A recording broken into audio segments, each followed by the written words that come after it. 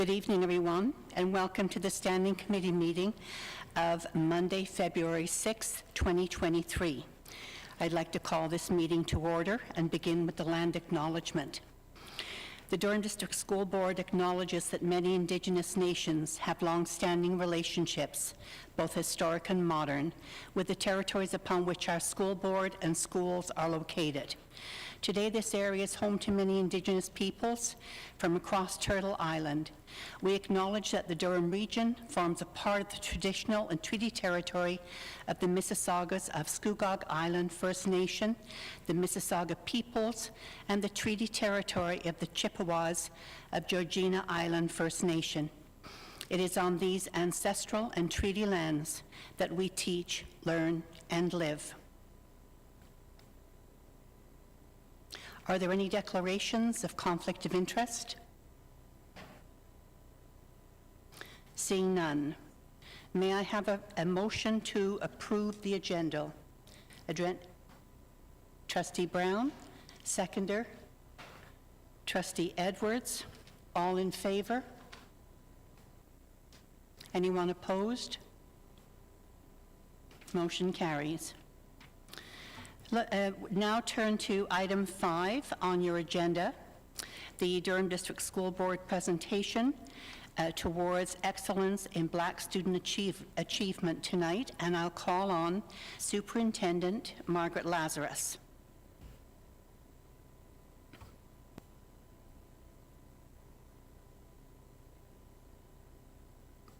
Thank you, and Trustee will introduce the group.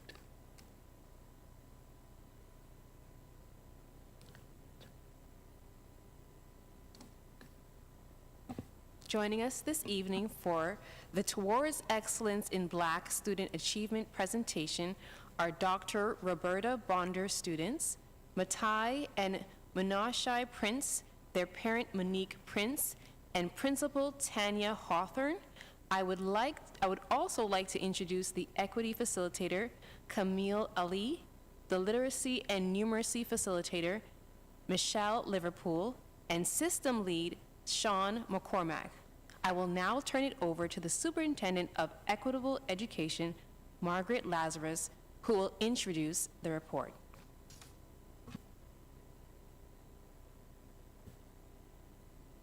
Thank you, and through you, Chair Thatcher. I would like to ask our guests to come forward, all of you presenting to come forward at this point. And those of you who are not introduced will be introduced at the right time by your principal. So come forward. So the report towards excellence in Black student achievement can be found on pages 1 to 15 of your board package. As schools across the district are engaging in initiatives and activities to celebrate Black History Month, this report highlights for trustees the work being done across the district and departments to challenge, identify, address, and dismantle anti-Black racism. Policies and procedures that are put in place to ground the work that is being done. Professional learning ensures that we are equipping our staff with knowledge and skills to address anti-Black racism, and programs for our students to affirm their identity. We are working against the weight of a history rooted in colonialism. The powerful ideas and misrepresentation of Black people will not go away if we do not actively disrupt our thinking and practices daily. We are reminded of Martin Luther King Jr., who said, "We are now faced with the fact that tomorrow is today." We are confronted with the fierce urgency of now. In this unfolding conundrum of life and history, there is such a thing as being late. This is no time for apathy or complacency. This is a time for vigorous and positive action. This is a call to action to find substantive ways to address issues that arise and to be intentional and dedicated to dismantling anti-Black racism. The presentation this evening will illustrate the impact of one of the initiatives highlighted in the report, Critically Conscious Practitioner Inquiry, CCPI. CCPI has been one of the mechanisms that have been able to propel us forward and united a central team of staff, facilitators, coaches, and system leads working alongside school teams, administrators, and teachers to proactively and intentionally respond to dismantling anti-Black racism while simultaneously promoting the rights of all students. So please join me in welcoming our guest to present us this evening.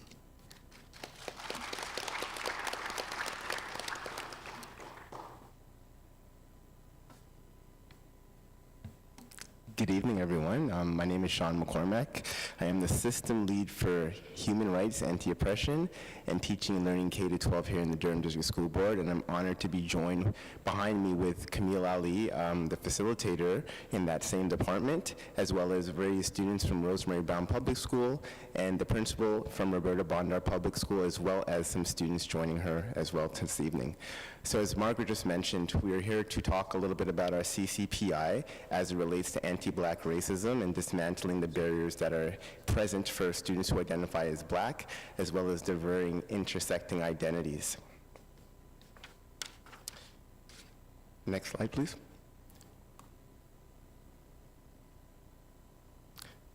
So as you can see from the graphic above, we have over 6 decades of reports, practices, and information afforded to us about challenges that we have faced with respects to achievement for Black students. We know that as we stand here in 2023, we are still facing some of those same barriers today.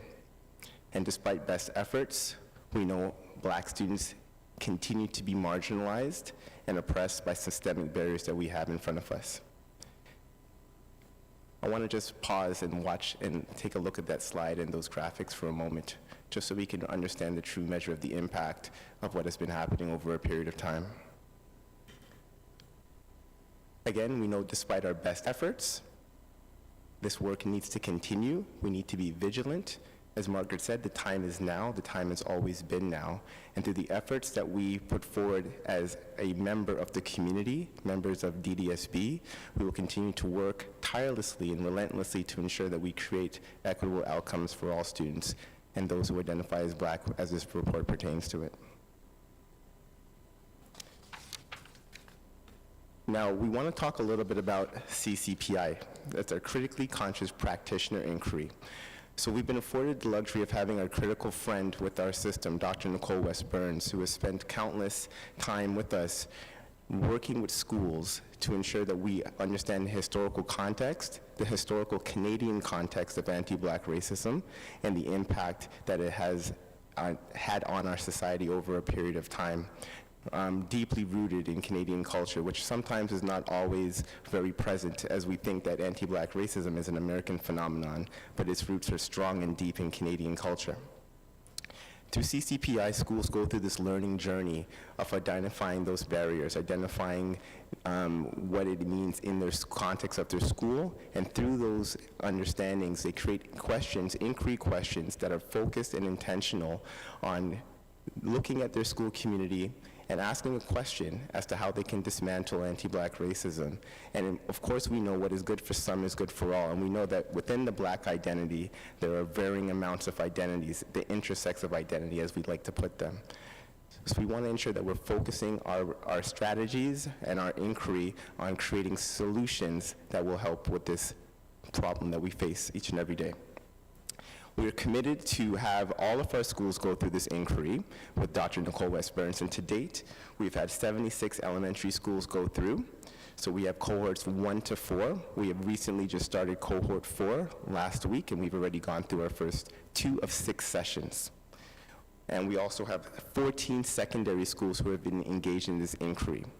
It doesn't stop there after the 6 sessions, however. We're currently in the process of re-engaging these schools to ensure that their work aligns with their school learning plan, and that we know that this is not work that is simply done after 6 sessions of conversation, of 6 sessions of inquiry. This is ongoing work that relates to impacting schools in tremendous ways for the better.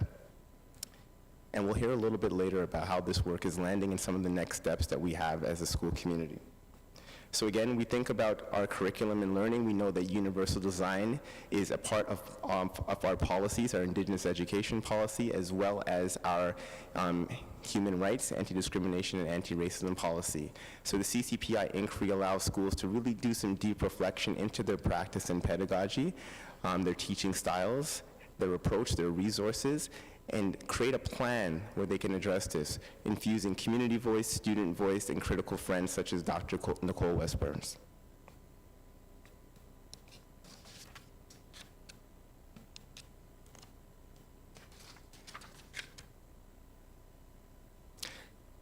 So at this time right now, I want to invite up Tanya Hawthorne to introduce some students from Roberta Bondar Public School so they can share a little bit about their journey as well.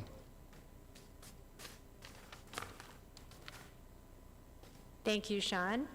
And I'm really glad to have the opportunity to be here today to talk a little bit about our journey at Dr. Roberta Bondar through the Dr. Nicole West CCPI process. I'm going to focus on three things before the students come up to speak: the impact on staff, the impact on students, and the impact on our community. So with staff, Dr. Nicole's approach is so accessible and creates such a sense of urgency and agency, it's really quite remarkable. As an administrator, I didn't have to persuade any of my staff that anti-Black racism was a thing that we had to deal with. And this was an understanding that spilled over into other areas of oppression. We now have conversations where we reflect on how our unconscious bias is impacting our students, particularly our young Black boys, who were disproportionately represented in the discipline approach in the past. We would discuss these biases and how they're getting in the way of the kids and what we needed to unlearn in our reactions. Within the planning framework we learned about in CCPI, we focused deeply on identity, joy, and the homeschool connection last year. It was important to make students feel valued and in building their comfort and excitement about school in general. We are currently digging deeper into the three other areas in the framework: skill, intellect, and criticality, while making sure we don't lose focus on identity, joy, and homeschool connection. But more on that last one later. As a result of this project, which spread organically through the school through staff meetings and teacher partnerships, my staff know that this is the work. It is not optional. Thank you. We have embraced a professional learning culture based on the CCPI model. And we started with math because everyone was new to CCPI in math, and it actually has changed our practice. It has quickly spilled over into other curriculum areas. What has the impact on students been? And I'm going to have these boys further delve into this. But right from kindergarten through grade 8, students expect their identities to be included and expect their voices to be heard and valued, and will let us know when we fall short, as they should. Among other things, this has led to a reduction in behavior, and I'm happy to report we've been able to retire 4 and significantly reduce 3 of the 7 previously existing behavior safety plans for our young Black boys. Our direct conversations about the impact of our unconscious reactions to young Black boys has helped us unlearn them and react to these boys in a way that's more accurate and supportive of their needs and their humanity. The impact on the community has been beautiful to observe.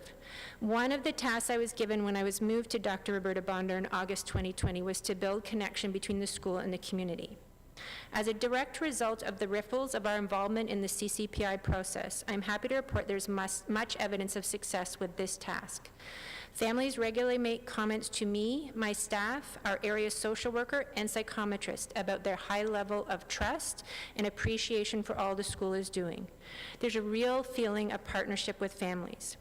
When Superintendent Davis was recently in, the students told her they felt they mattered, that their voices were heard, and they were leaders in their learning. At Dr. Roberta Bondar, everyone takes responsibility for everyone. Nobody says, this isn't my work. That belief is at the heart of the culture at our school community. In summary, I'm very clear that the participation of my school, Dr. Roberta Bondar, in this process has had significant and measurable impacts on my teachers, my students, and my community. Learning from Dr. Nicole West-Burns and participating in the CCPI project has shifted the understanding of my staff in a profound way, leading us to being better able to serve our students and our community. I'm so grateful we had this opportunity to grow as professionals in a community, and while we're pleased with our progress to date, there is a continued sense of urgency among staff to work through CCPI to address the priorities that will even better serve the students and families of our community. And I'm very proud to introduce two of our young grade 8 boys who are both near and dear to my heart and leaders in our school. Aiden and Bosco. Aiden's going to speak first about what he has felt the impact of our changes has been on him, and then Bosco will speak second. Thank you very much for your time.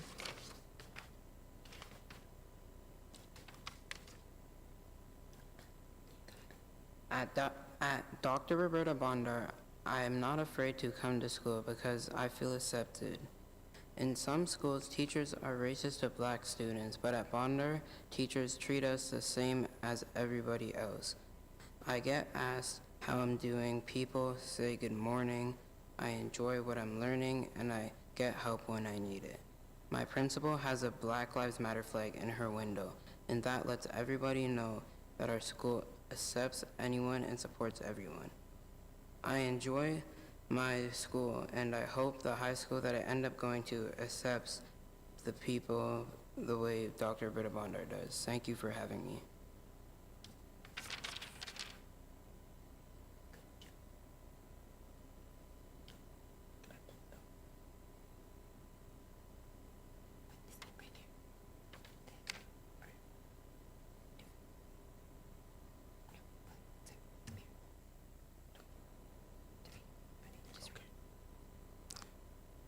So, basically, as a young black man from the age of 6 to 9 years old, my school treated me as a hazard that needed to be quarantined. The adults tried to keep me under surveillance at all times when I was within the school. When I eventually switched schools, I was put under the same amount of surveillance for about 2 years, until many of the staff members left the school. Ever since the old staff members have left the school and new staff members came in with a clearer mind and more positive mindset, I became treated as every other student. I was no longer being followed and watched. I was finally a regular student. In the present day, I feel that everyone in my school looks at me no different.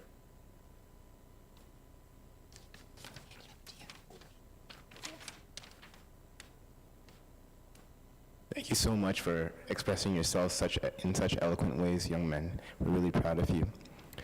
At this time, I'd like to call up Menashe and Matai Prince from Rosemary Brown Public School.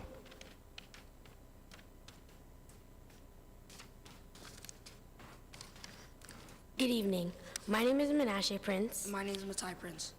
Happy Black History Month. And yes, he just so happens to be my brother.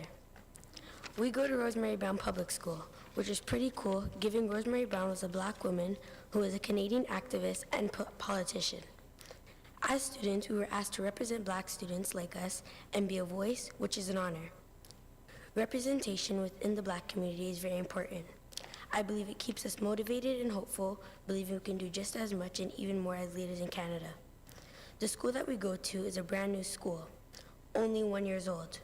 We are proud that the educators and students in our school look like us and we can relate to who we are as black students.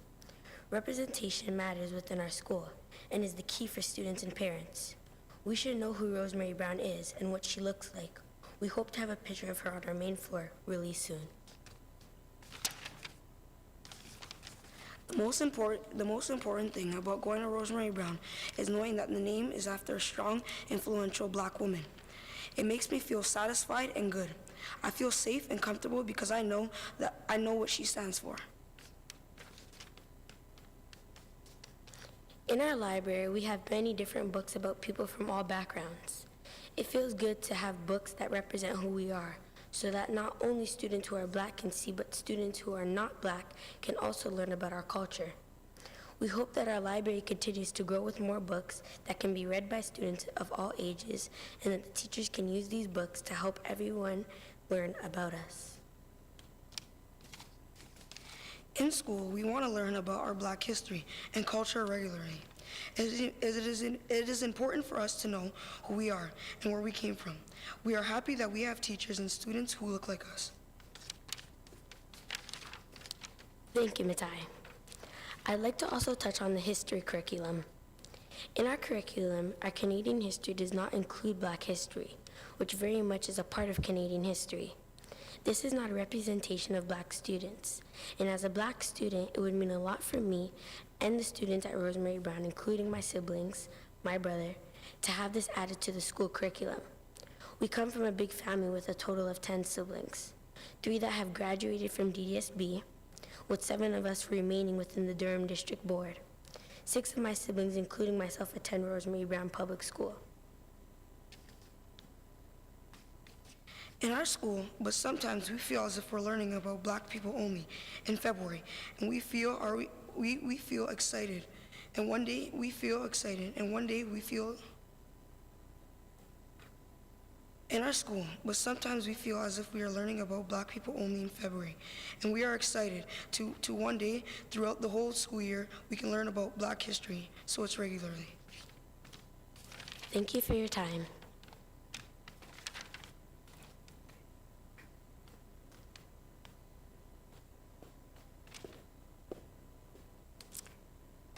Good evening, everyone. I'm Michelle Liverpool, and my pronouns are she and her, and I am a curriculum facilitator for K-8 student achievement. And I'd like to share my experience with CCPI from a central staff point of view. Working as a K-8 curriculum facilitator, I see and understand the importance of the CCPI process for our system.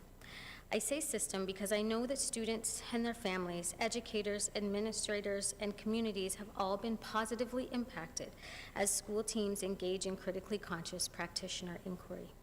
If all our DDSB schools and central staff engage in the inquiry process, this could make a positive change for our system. We have been so fortunate to have the expertise of Dr. Nicole West Burns to provoke our thinking and guide our understanding of how the characteristics of white supremacy culture hold us back from doing the necessary work of making changes for the betterment of our Black students. She also challenges us to reflect on how our identities impact what curriculum is taught, how it is taught, and how we interact with students. One aspect of the curriculum facilitator role is to support educators in their planning and delivery of curriculum content for student achievement and success. When working with educators and administrators of schools engaged in the CCPI, we are able to use each school's unique inquiry question as an anchor to the discussions of how to best serve their students. Because it is a critically conscious practitioner inquiry, it provokes deep reflection about teaching and learning. As we recommend resources to help build educator capacity, we are building our own capacities and working towards understanding that equity work is not separate from curriculum, and it needs to be embedded throughout. I speak to you today not only as a curriculum and student achievement facilitator, but also as a person who has had all of my elementary and secondary schooling as a DDSB student. And though I was a compliant student who graduated with honors, it came with many sacrifices. Unlike these lovely children, I never felt connected. I remember being terribly hurt when a student called me the N-word in front of a teacher who heard it and did nothing. I remember a time when I wore a shirt with my family's country's flag on it, and the teacher didn't understand the wording and sent me to the office for my shirt to be removed.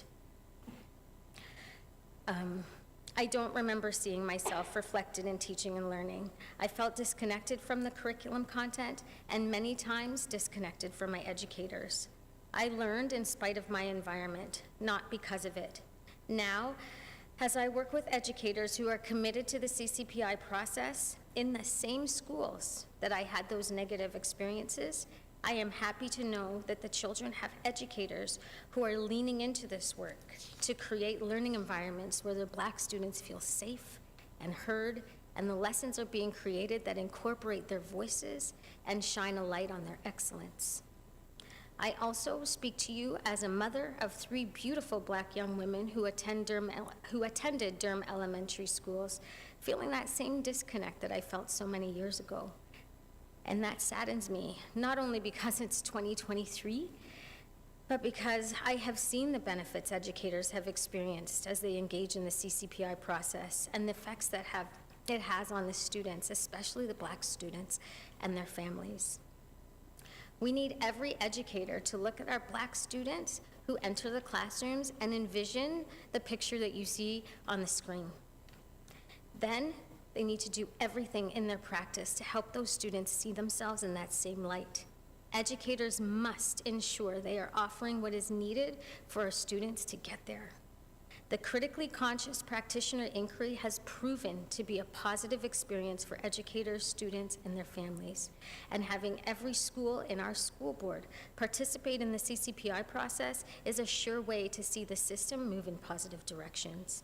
Together, with a wraparound of support from central staff, we can make tremendous difference in the lives of our Black students, their families, and the communities in which we live and serve here at the Durham Region.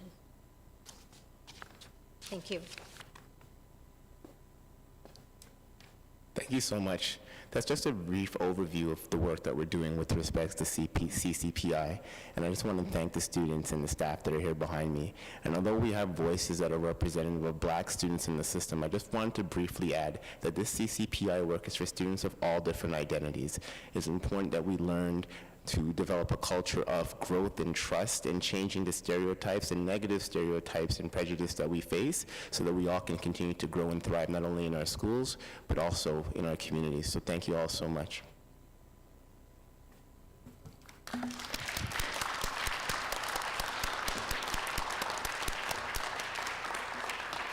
Thank you.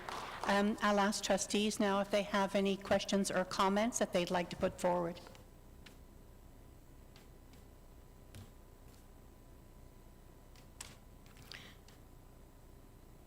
Trustee Panelo?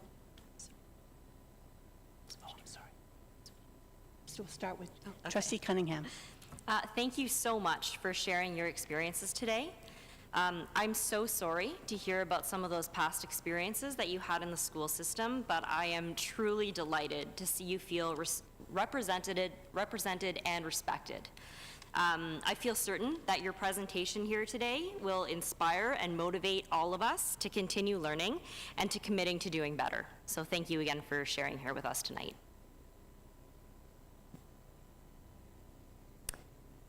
Thank you so much, Chair.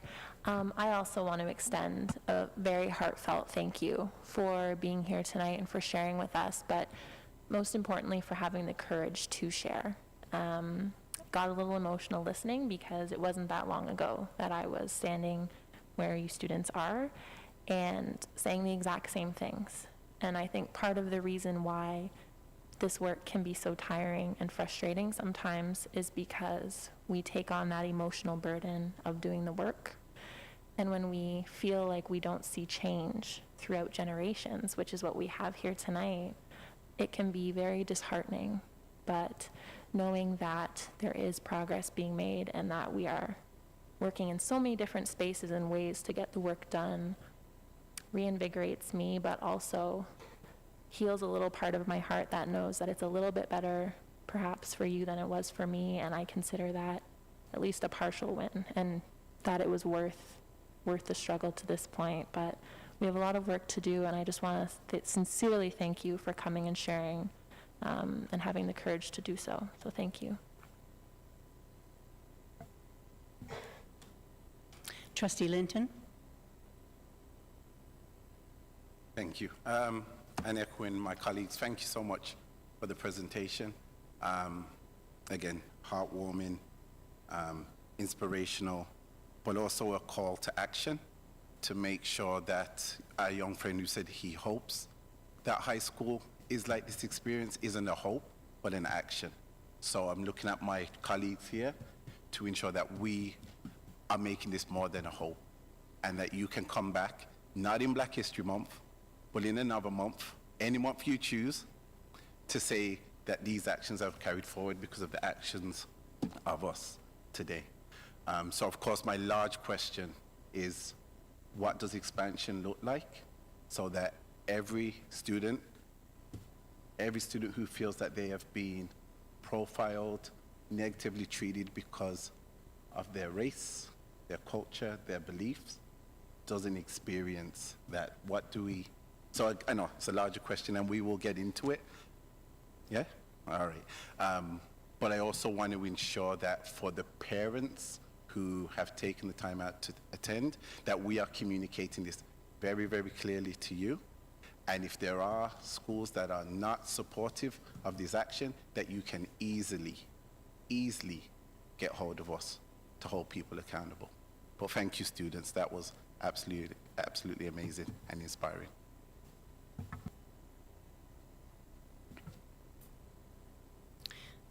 Trustee Miller. Not to be long, I just wanted to thank you all as staffs and students, and of course, parents who support their students. I'm very happy and proud to see this work, and also for the necessary and value in that presentation. I'm proud to see the collaborative process in it, as well as the fact there's an emphasis on leadership. And I'm sure that everyone in the room can share that an empowered student is definitely a successful student. So thank you very much.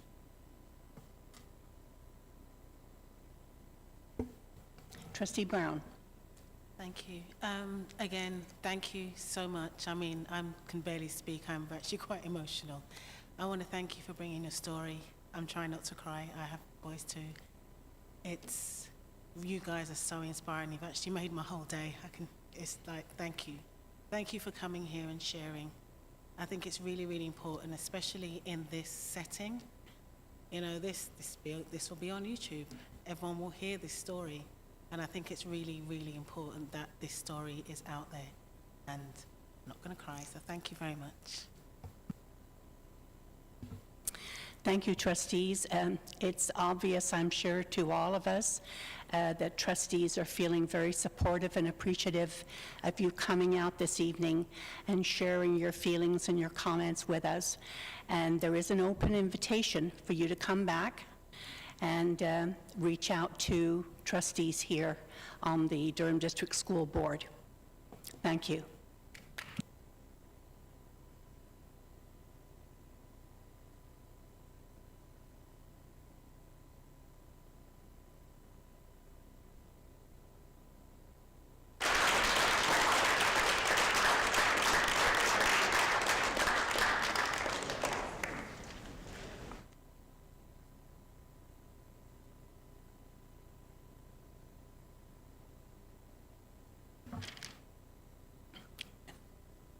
Moving on to item 6 on your agenda, and we'll call on Director of Education, Camille Williams-Taylor, for the Director's update.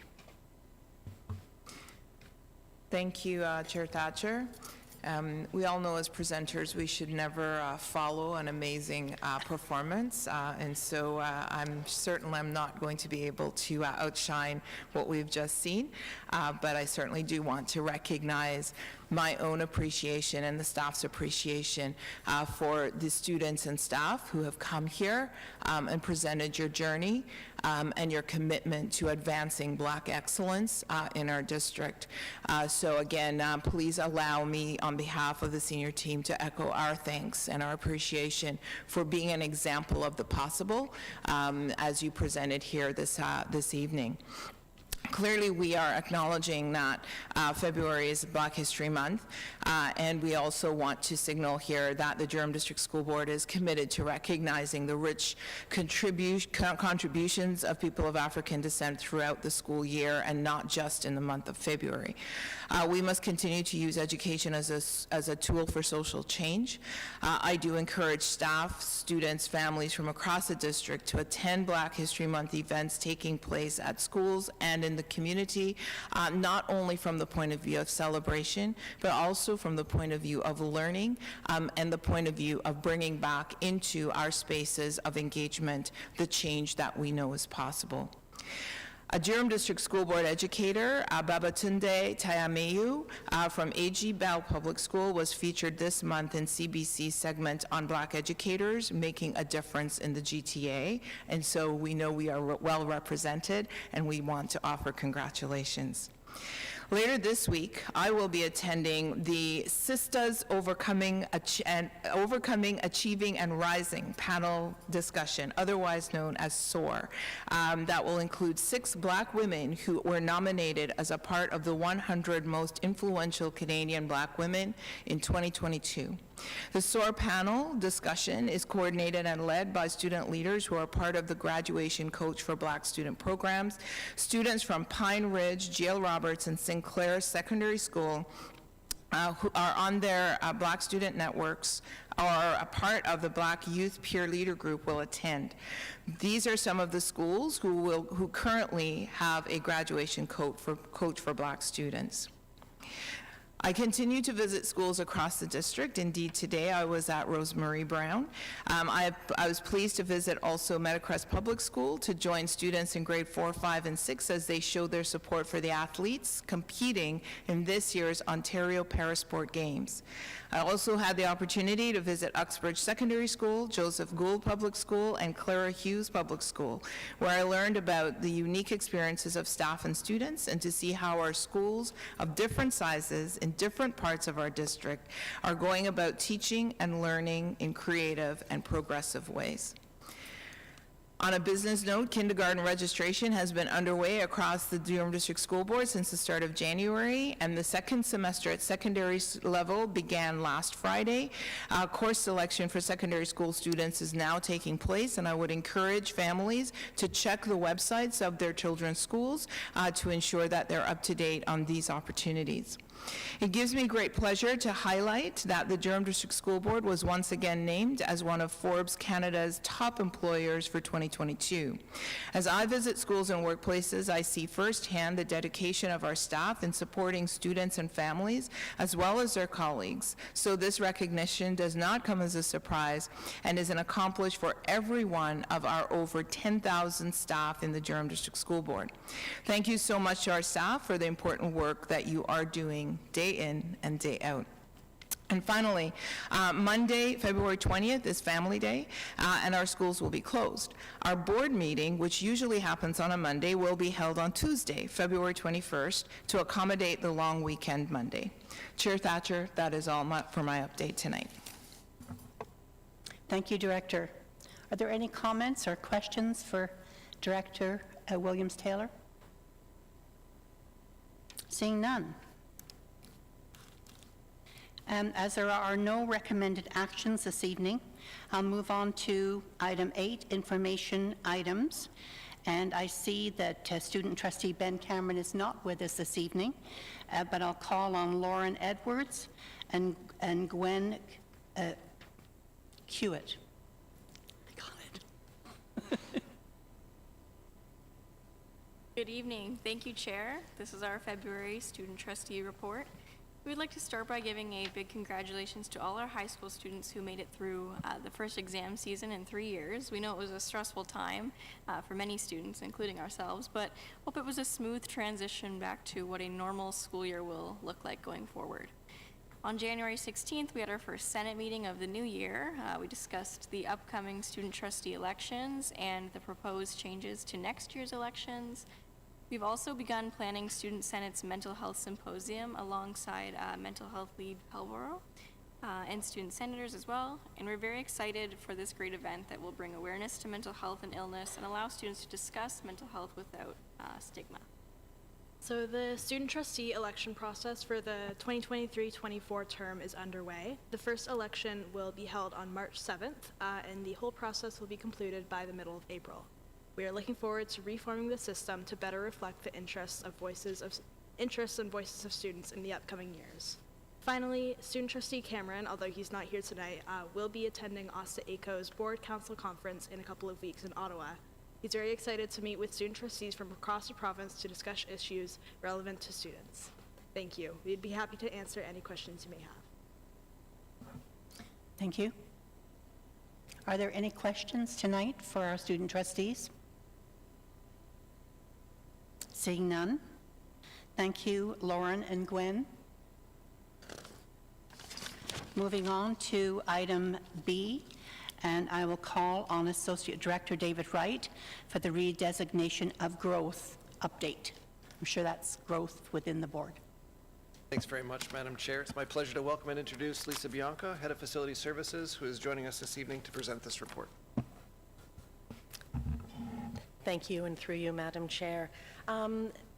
As we know, the Durham region continues to experience significant growth and redevelopment and bringing new students and families to our district each year. This information report is being shared to describe the process that staff undertake to accommodate these students until such time that approval and funding to build a new neighborhood school is received. So because the pace of residential construction is so much swifter than the process required to fund and construct a new school, there's often a period of 7 to 10 years between first families moving into a development and the opening of a new school. So during this time, students attend a holding school, which is an existing school that has the space and capacity to accept new students. Currently, growth in North Pickering, West Whitby, and North Oshawa is needing to be accommodated at a number of existing schools already operating in these municipalities. So each fall, staff review the current actual enrollments at these existing schools. We would look at the capacity available in both the building and the number of portables that can be added to the site. And once a school is fully utilized, a subsequent school must be identified for incoming student registrations. This needs to be in place for January so that junior kindergarten registrations can be properly assigned. It's important to note that even when a new holding school is assigned to a development area, incoming registrations, so younger siblings of students that are already attending a school, would continue to register at the original holding school so that families remain together. Rapid growth in West Whitby. I'll touch on a couple of areas just briefly. It's a lot in the report, but I will touch on just a few. Rapid growth in West Whitby has meant that the changes in holding schools have been required annually. There are currently 9 schools scheduled to be holding as of fall 2023. To accommodate these incoming students. Development in North Pickering, Seton, has also shown strong growth, with 1 new location being added for a total of 7 schools. We are fortunate to have received a capital allocation to build a new school with a targeted opening of September 2026, which will reallocate many of these students into a new neighborhood school. Similarly, in North Oshawa, growth continues with 1 new elementary school being added for the 2023-2024 school year for a total of 7 schools. With the new North Oshawa Public School beginning construction in the next few months, many of these students will be attending a new neighborhood school in 2024. Similarly, secondary growth will be shifting from R.S. McLaughlin over to Eastdale until such time as the new North Oshawa Secondary School opens its doors. All of these changes have been implemented, and the school locator has been updated to reflect these changes. And with that, I'm happy to take any questions that you may have. Thank you. I'll call on Trustee Cunningham. Thank you, and through you, Chair. In Pickering, I have heard from many parents as well as some administration at schools saying that even before their schools were made into holding schools, they were already at or near capacity. How are we handling the influx of students coming into these holding schools when they're already full and when busing is already well beyond capacity at times? Thank you, and through you, Chair. There are sort of 2 aspects to capacity. One is what we call ministry-rated capacity, which is the capacity of a school that's used, for funding models. But then also, there is the physical capacity of the school, and that's governed by things like, sort of the number of washroom fixtures, exit capacity, that type of thing. So schools are reviewed in that regard. We certainly look for schools that have available empty classrooms. They're becoming fewer and farther between as our enrollment inches up. But primarily, the way we accommodate students is bringing in temporary accommodation through portables. Portables all require permits from the municipality, and they look at washroom capacity and our ability to safely and responsibly house those students on site. It's not always, ideal not having every student in the building, but many sites can take up to 12 portables. We don't have too many beyond that, but I do know there are other school boards that have sites, unfortunately, with excess of 20 portables or more. So, but there is a process to make sure that we're not overburdening a site beyond what is legally permitted. Supplemental. Supplementary question. So through you, Chair, how are we taking into account busing capacity when we're designating these holding schools? Thank you, and through you, Chair. The first place we go after we take a look at what schools may have capacity is to our partners at DSTS. It is a fundamental piece of the puzzle that we have buses available to transport these students, and there are certainly traffic patterns, play into it so that we can get students to these schools efficiently and on time. We try and travel the opposite to what the rush hour traffic is doing, just because it keeps kids on the bus for a shorter period of time, and just makes it easier for parents as well if they are driving their school. So certainly DSTS is a huge partner in this decision-making process. Okay. Trustee Edwards?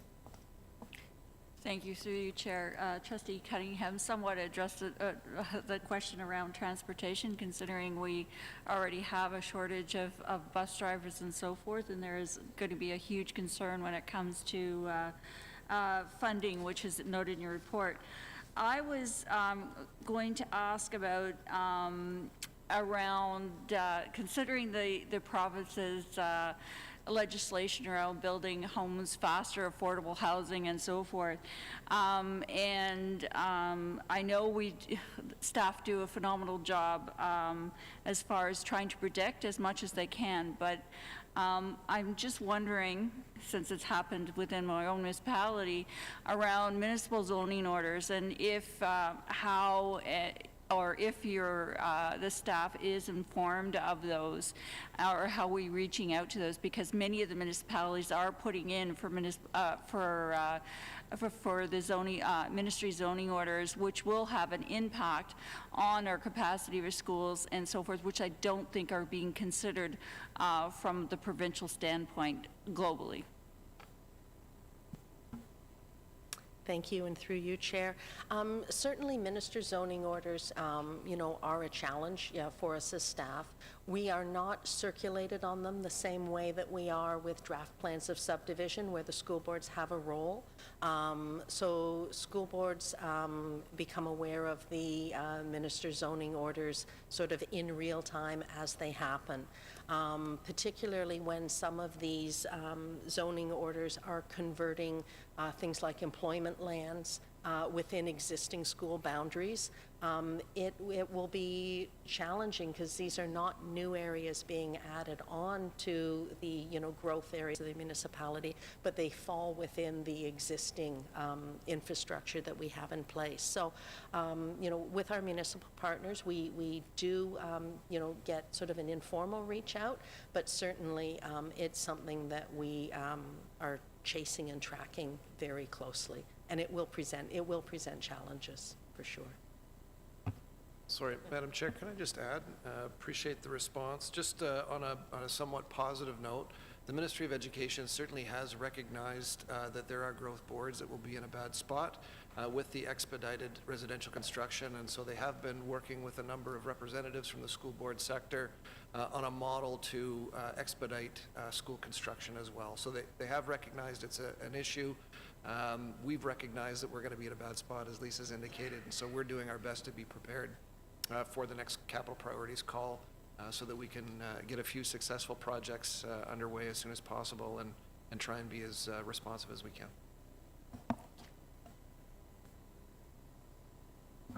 I'll call on Trustee Linton. Thank you, and through you, Chair. Again, it's a Pickering question, sorry. So unfortunately in Pickering, there has been a number of timelines for building these schools that have not quite panned out. And again, as mentioned, these schools are going up in new developments. And in past cases, we've heard that, you know, the promise of the school coming to the area is the reason why families have chosen to purchase in that area. So this may be a large question, but I'm just wondering what the communication strategy is if a timeline for a school being built is pushed back, so parents are aware where their child will end up and the current and the capacity of that school, so they can make an informed decision of, you know, whether to look at alternative means or measures of supporting their child's education. Okay, thank you for your question, and through you, Chair. Generally, updates to sort of timelines will come to the board as information items within our quarterly construction report.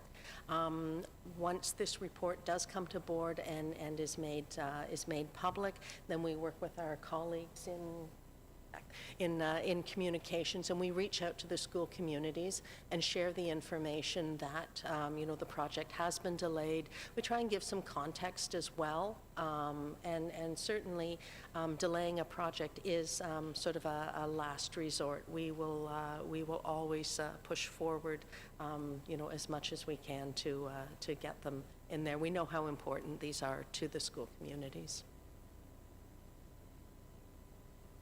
Supplemental. So supplemental question, and for you, Chair. I'm wondering how we're working with our municipal counterparts to support, again, the building of these schools, and again, just the communication to families within these communities. Sorry, I didn't quite catch your question. I apologize.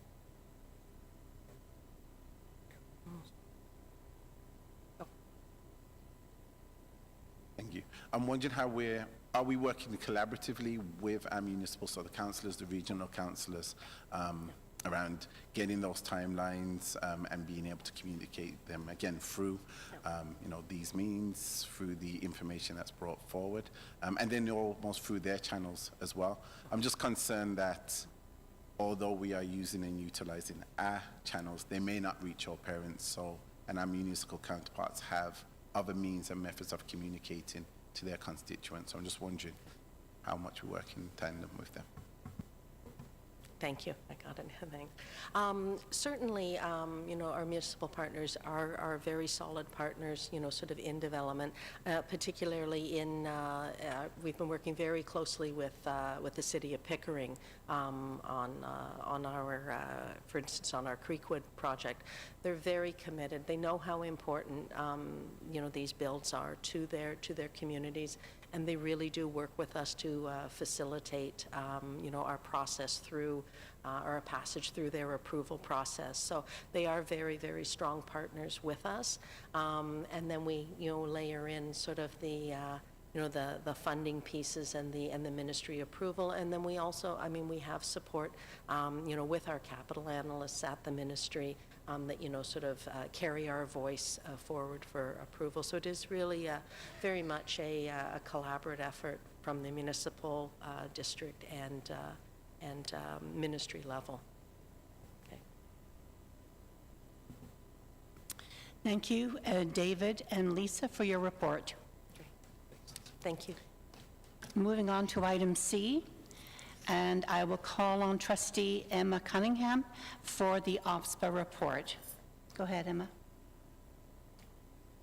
Thank you, and through you, Chair.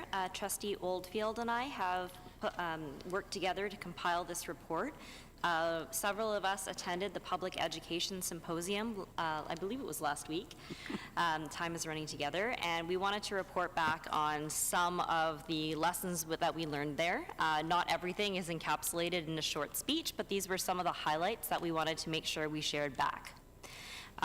We started with a plenary session with Rode Muse, who is the Secretary General of the Canadian Commission for UNESCO and a former school board trustee. UNESCO's goal is to find sustainable solutions to the challenges of today to build peace, combat climate change, and end extreme poverty. The United Nations set out 17 goals to achieve sustainable development by 2030, and the Secretary General spoke to the importance of accessible education for everyone, that it was one of the primary goals of the United Nations. Secretary General Muse emphasized that we must invest in the forces that drive change, and that as trustees, we must advocate for adequate funding to education. More information on UNESCO can be found at unesco.org. We had a presentation keynote speaker by Chief Cadmus Delorme, Cree and Saulteaux, and he is the chief of the Cowessess First Nation. Chief Delorme spoke about colonialism and residential schools and the direct impact on his family going back several generations. The chief provided attendees with an understanding of what intergenerational trauma looks like and what is truly needed to repair and restore the intergenerational relationships for Indigenous people. The chief's speech was moving, informative, and inspiring, and reinforced the importance of having mandatory Indigenous studies in schools as an integral part of truth and reconciliation, as the importance of developing and reviewing policies through the lens of Indigenous people's worldview that is holistic, where everything and everyone is connected, and that the whole is more important than its parts. We attended a few workshop sessions, one being by Dr. Paul Cormier, an Indigenous Trustee Superior for Greenstone District School Board. Dr. Cormier spoke about the differences between our current Western world education systems and those of traditional Indigenous education systems, and provided an introduction to understanding how the Indigenous traditions are an integral part of Indigenous teaching and learning. Dr. Cormier shared the importance of school boards having Indigenous representation when developing policies and making decisions. The example he gave was one where organizations looked to Indigenous people to develop and participate in September 30th Truth and Reconciliation events, when for Indigenous people, this is a difficult time, a time to grieve, and that it is beholden on the rest of us to do the work that is required to achieve truth and reconciliation. We also attended a workshop by Patricia DeGuire, the Chief Commissioner of the Ontario Human Rights Commission, called Resetting the Curriculum Through the Prism of the Right to Read.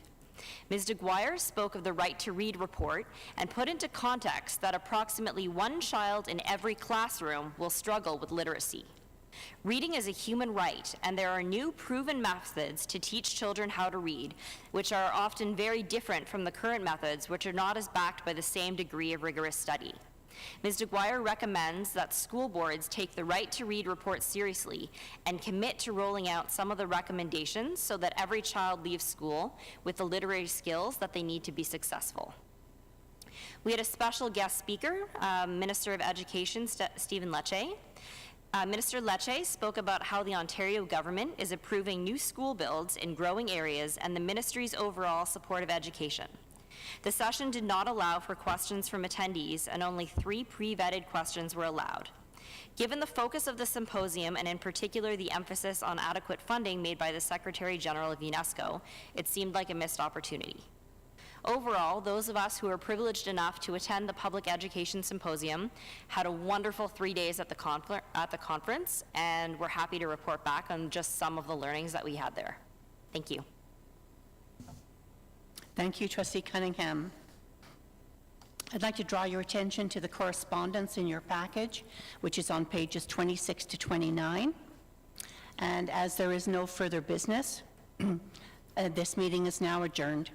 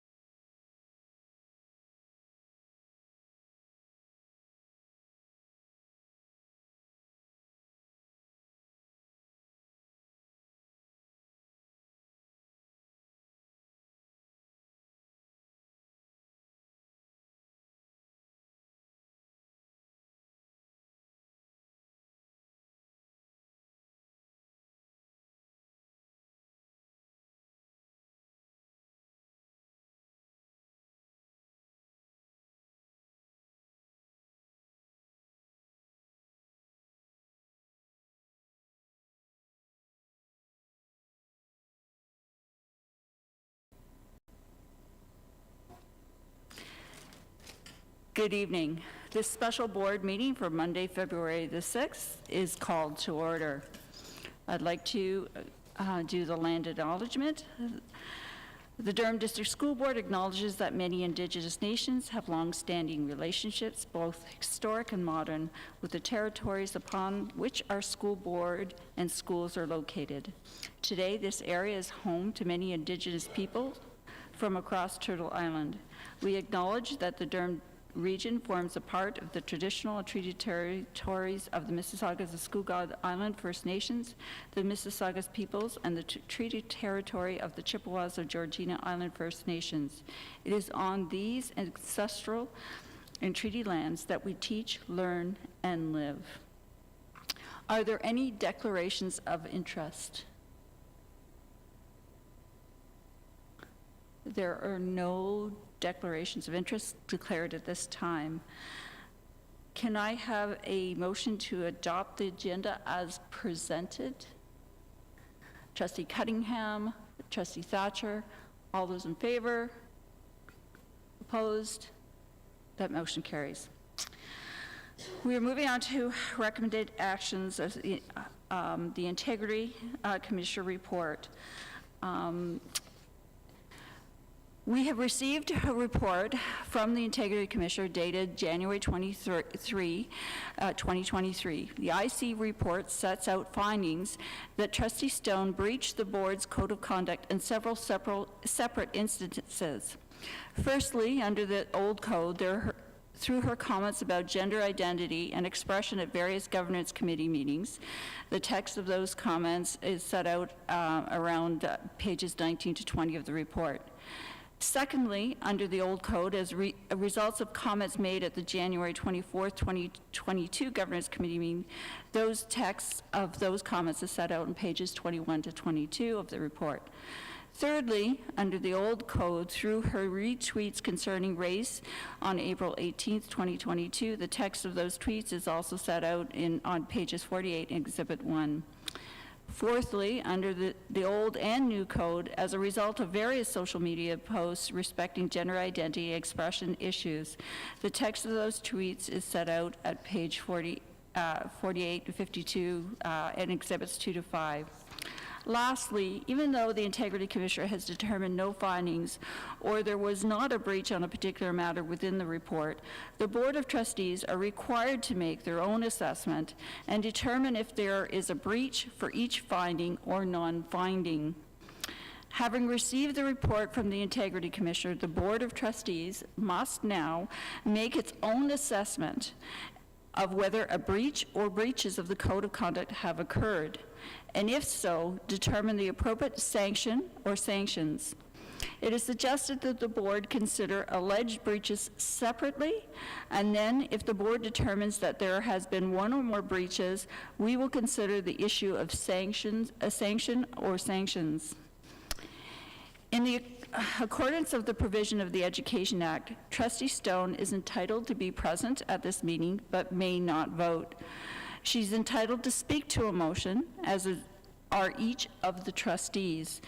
As chair, I will remind trustees that under section 5.12.5 of our consolidated bylaws, each member may speak up to twice on any motion, up to 4 minutes on the first time, and up to 2 minutes the second time. We have not yet had the need to enforce that section since it came into force, as comments have been short. But we will be posting a timer, I believe, on the screen, and I will remind members of the time if need be. Before we do proceed, though, with the assessment and determination of breach of code of conduct, I will ask that Ms. Dolores Barbini, counsel on this matter, speak to the process that we need to follow. Thank you, Chair Edwards, and good evening, everyone. I would just like to make some comments, some very important comments about process, and I will mostly be echoing comments that Chair Edwards has already made.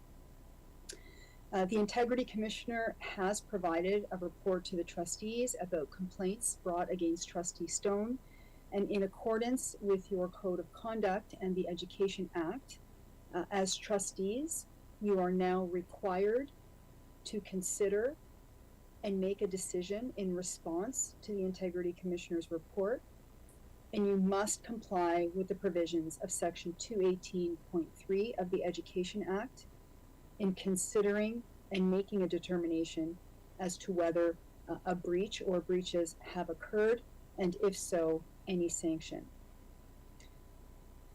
In a separate section in your code, it reinforces this obligation. I think it is worth reiterating that the Board of Trustees must consider the report of the Integrity Commissioner, and the Board of Trustees must make its own assessment and determination of whether or not there has been a breach of the Code of Conduct. And if so, it may accept, reject, or amend the Integrity Commissioner's recommendations, if any, as to sanction. So very importantly, tonight, the Board of Trustees must consider the Integrity Commissioner's report, and based on the contents of that report, make its own determination as to whether there has been a breach or breaches of the Code of Conduct. And if you as trustees find that there has been a breach or breaches, the board must then decide on any sanction. So just to be clear, the trustees must first make a decision as to whether or not there has been a breach or breaches of the code based on the findings of the Integrity Commissioner report. And once you find at least one breach, you then must determine the appropriate sanction. The sanctions are set out in the Education Act and confirmed by your Code of Conduct, which stipulates that the Board of Trustees may impose one or more of the following sanctions. 1, censure of the member, which is really a formal disapproval of the member's conduct.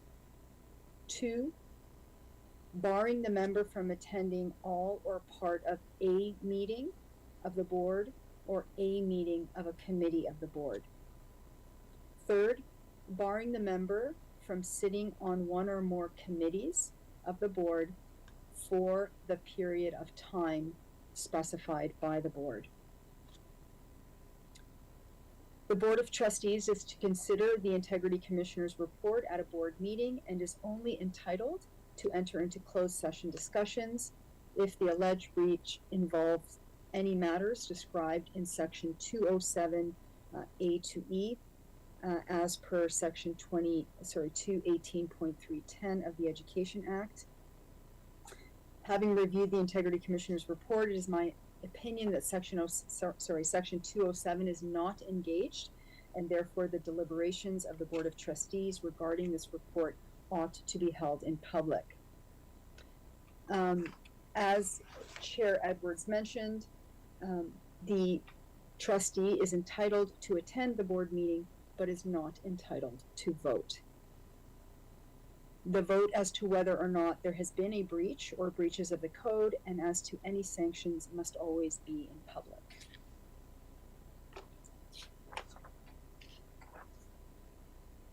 So just in closing for my opening remarks, as pointed out by Chair Edwards, upon reviewing the Integrity Commissioner's report, there are 6 issues that need to be addressed by the Board of Trustees. And again, for each of these issues, the board should be making a determination as to whether or not there has been a breach of the code, and if so, what, if any, sanctions will be imposed. So subject to any questions, I did provide a list of these 6 issues that should be determined by the board tonight. It may be helpful to put them on the screen. If that makes sense. Okay. So I think those are the comments I wanted to make, subject to any questions. Thank you, Ms. Barabini. We, and just before we go into deliberations, we'll deal with the issues first, and then after we've had that discussion, we will then look at if there needs to be the sanctions or the sanctions after that, just for clarity. So the first issue is on the screen, but it's basically whether Trustee Stone did not breach or breached one of more sections of 1.4, 6.1, 6.3, or 6.13, and 6.49 of the Operative Code of Conduct, as a result of comments concerning gender identity and expression, which she made at Governance and Policy Committee meetings between October 25th and January 31st, as set out of the pages from 19 to 20 on the Integrity Commissioner's report. I have Trustee Oldfield. Yeah, I was trying to get your attention before you started that. Sorry. So my question was more of a process. You just read what was on the screen there, but is the question because it says whether Trustee Stone did not breach or breached. So we're voting on this. No, it's not a vote. It's not a motion. No, I understand that. But my question is, how will the motion, how would you like the motion structured? Because are we saying, presumably, the question's either going to be put forward as a motion, I move that Trustee Stone did, or I move that Trustee Stone didn't, and then the yays and the nays. I just want to be clear how we're moving, whatever someone decides to move. Right? Yeah, that's correct. And what we would do is you look at the motion. A trustee can bring forward the motion based on that issue, whether it's I move that she breached or she did not breach, and then we will require a seconder, and then we will have a discussion on that motion, and a voting on that motion.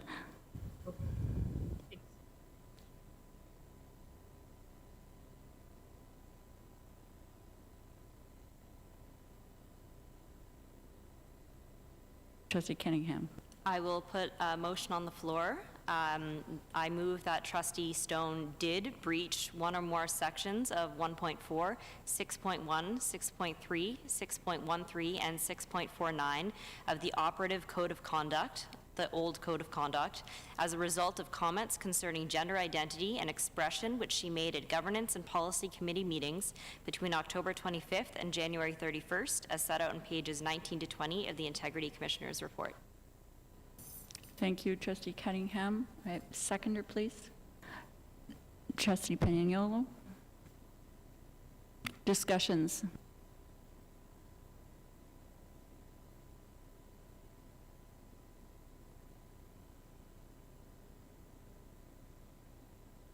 Trustee Oldfield.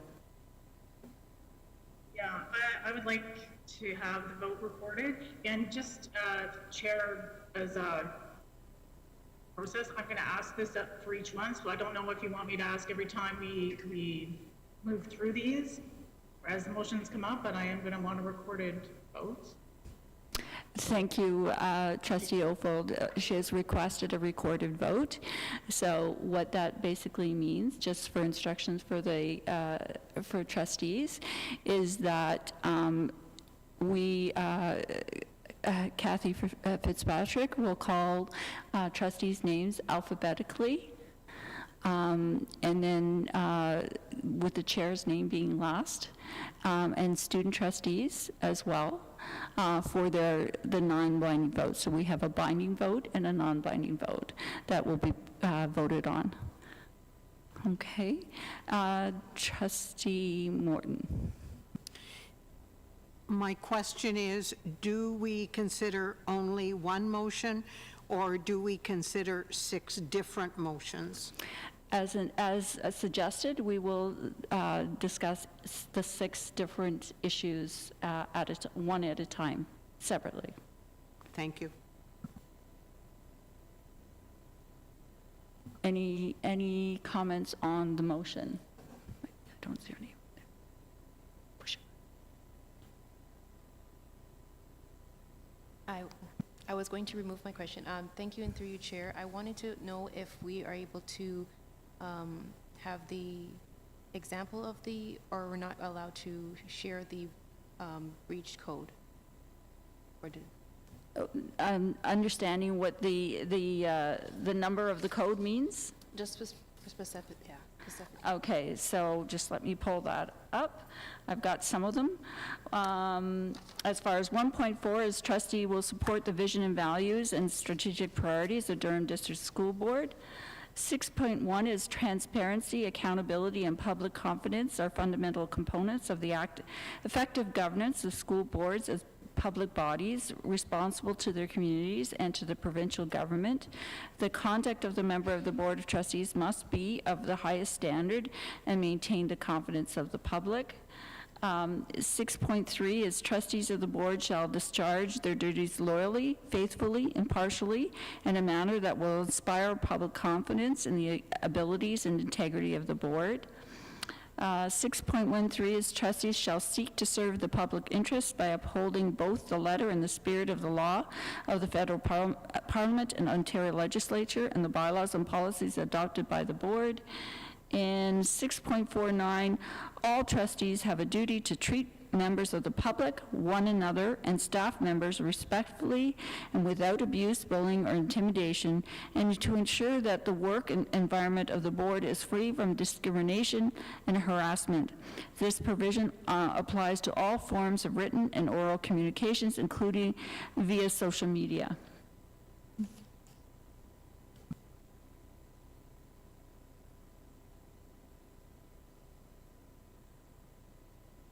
Go ahead, Trustee Miller.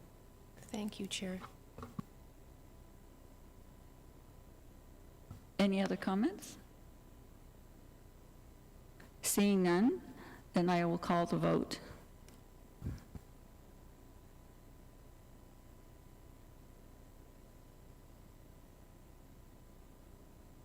Pardon? I don't have it. Oh, there it is. Sorry. Thank you. Through the chair, I'll call the vote for trustees. Trustee Arsenault?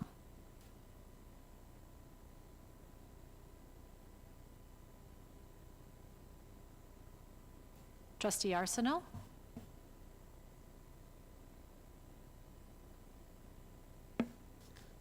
I'll move on to Trustee Brown. Trustee Cunningham? Trustee Linton? Sorry, excuse me, Recording Secretary Fitzpatrick. I think in a recorded vote, if we could have the members say in favor or opposed out loud so that it's properly recorded. Thank you. So I'll start again. Trustee Arsenault? Trustee Brown? In favor. Trustee Cunningham? In favor. Trustee Linton? In favor. Trustee Miller? In favor. Trustee Morton? In favor. Trustee Oldfield? In favor. Trustee Panelo?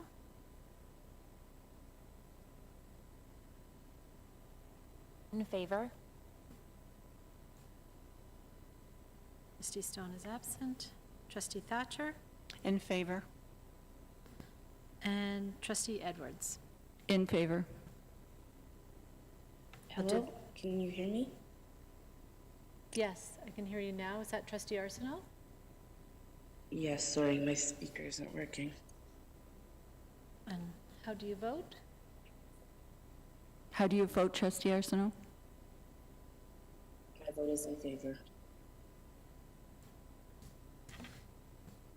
Through the chair, I will now call the student trustee non-binding vote. Trustee Edwards?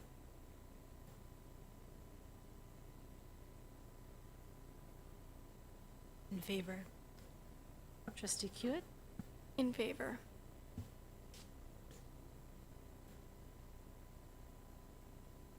We have 10 in favor, 1 absent. And we have 2 in favor from the student trustees.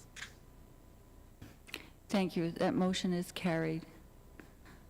Moving on to the second issue, which is whether Trustee Stone did not breach or breached one or more of sections 1.4 or 6.1, 6.3, 6.13, and 6.14 of the Operative Code of Conduct as a result of her pre-May 5th, 2022 Twitter comments concerning gender identity as set out on pages 7 and 8 of the Integrity Commissioner's report.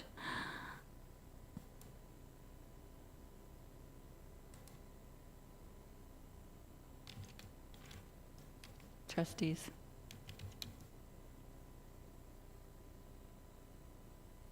Trustee Cunningham. I move that Trustee Stone did breach sections 1.4, 6.1, 6.3, 6.13, and 6.49 of the Operative Code of Conduct, the old Code of Conduct, as a result of her pre-May 5th, 2022 Twitter comments concerning gender identity as set out on pages 7 and 8 of the Integrity Commissioner's report. Trustee Thatcher, second. Thank you. Any discussion?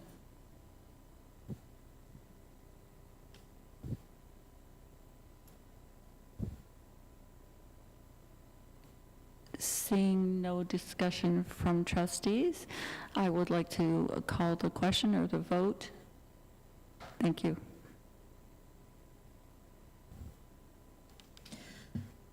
Through the chair, I will now call the vote. Sorry, if I could interject. The wording on the screen is slightly different than what Trustee Cunningham said. I just want to clarify for the purpose of the record. The motion on the screen said the Trustee Stone breached one or more of sections 1.4 and the remaining sections. Trustee Cunningham's motion, as stated, was Trustee Stone breached sections. So I just want to know, Trustee Cunningham, if you're alleging, if your motion is for all of them or for one or more of the sections. I move that she breached all of them. Okay, so then, yeah.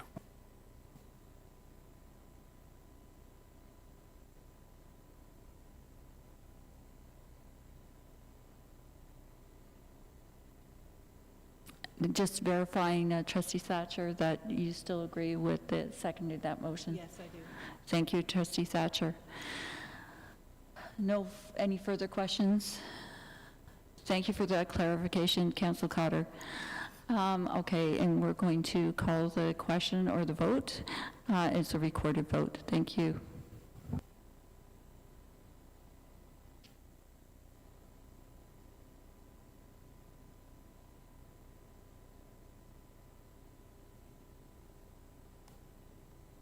Through the chair, I will now call the vote. Trustee Arsenault.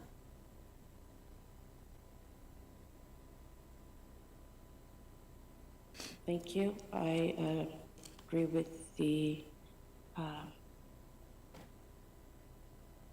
that there was a breach. Trustee Brown. In favor. Trustee Cunningham. In favor. Trustee Linton. In favor? Trustee Miller.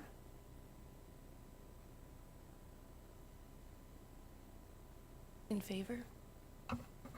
Trustee Morton. In favor? Trustee Oldfield.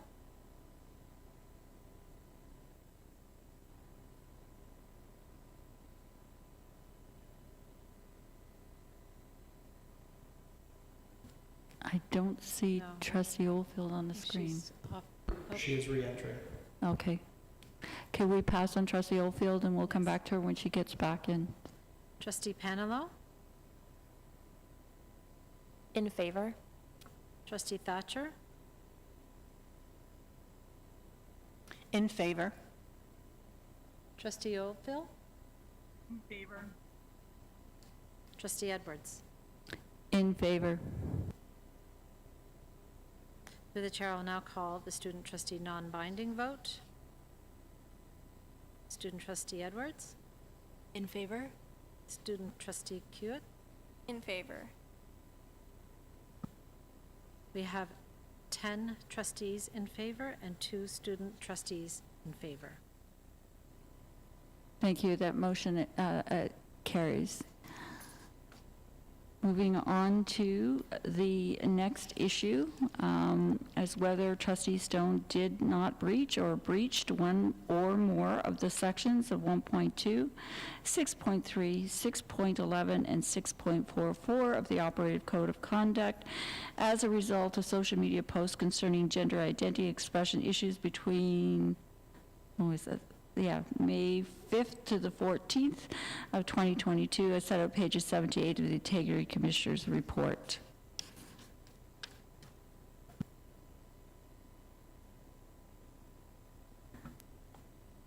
Trustee Piniello. Thank you, Chair. I move that Trustee Stone did breach all of sections 1.2, 6.3, 6.11, and 6.44 of the Operative Code of Conduct, the new Code of Conduct, as a result of social media posts concerning gender identity and expression issues between May 5th to 14th, 2022, as set out in pages 7 and 8 of the Integrity Commissioner's report. Thank you. Trustee Brown, are you second? Thank you, Trustee Brown. Any questions?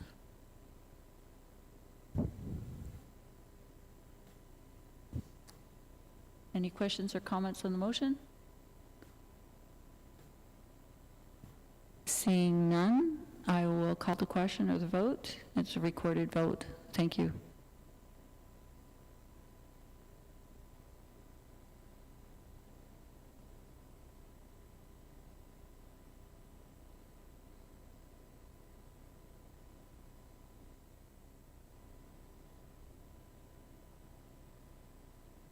Through the chair, I will now call the vote. Trustee Arsenault?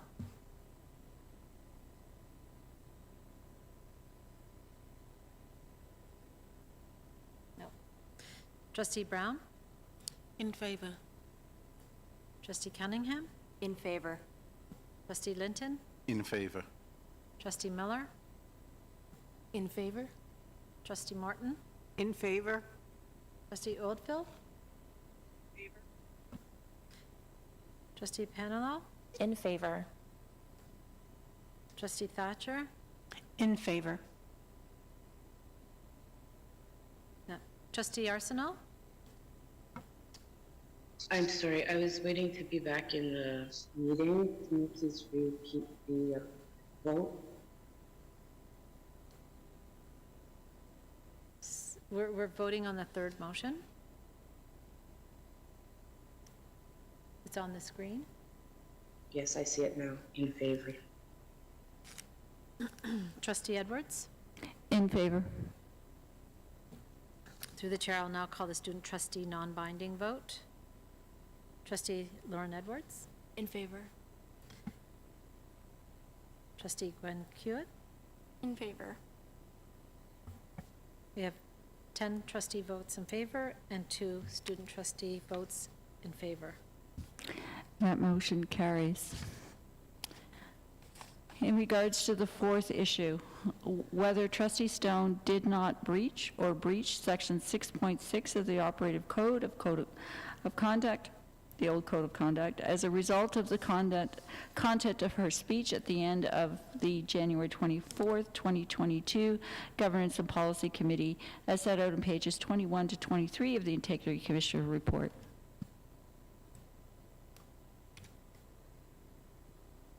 Trustee Linton. I move that Trustee Stone did breach Section 6.6 of Operative Code of Conduct, the old Code of Conduct, as a result of the content of her speech at the end of the January 24th, 2022 Governance and Policy Committee meeting, as set out pages 21 through 23 of the Integrity Commissioner's report.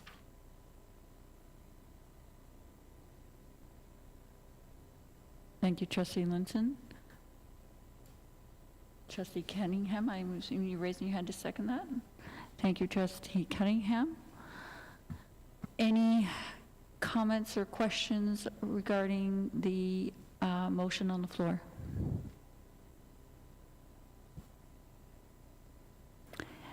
Seeing none, I will call the vote, the question.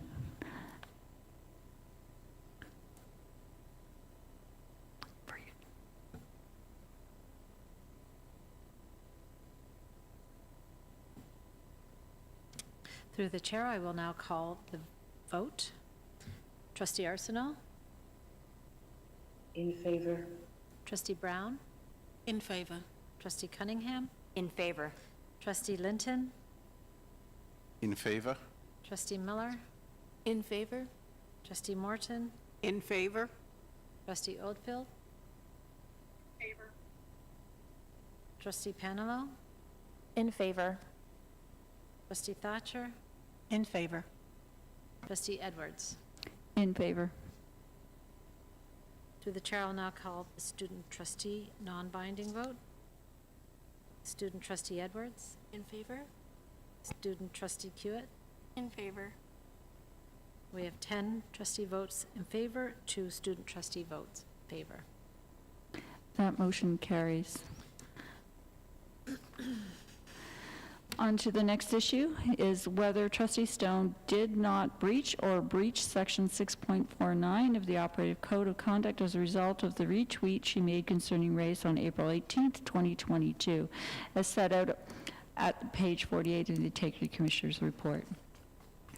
Trustee Thatcher? I move that Trustee Stone did breach Section 6.49 of the Operative Code of Conduct as a result of the retweet she made concerning race on April 18th, 2022, as set out at page 48 of the Integrity Commissioner's report. Trustee Brown is seconding that motion on the floor. Any questions or comments regarding that motion?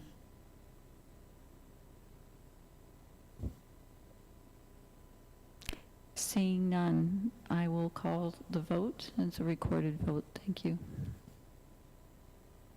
Through you, Chair, I'll call the vote. Trustee Arsenault? In favor. Trustee Brown? In favor. Trustee Cunningham? In favor. Trustee Linton? In favor? Trustee Miller? In favor. Trustee Morton? In favor? Trustee Oldfield? In favor. Trustee Panelo? In favor. Trustee Thatcher? In favor. Trustee Edwards? In favor. Through the chair, I'll now call the student trustee non-binding vote.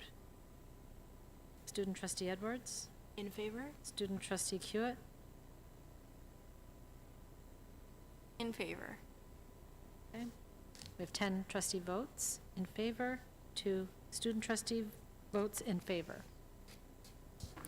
That motion is carried.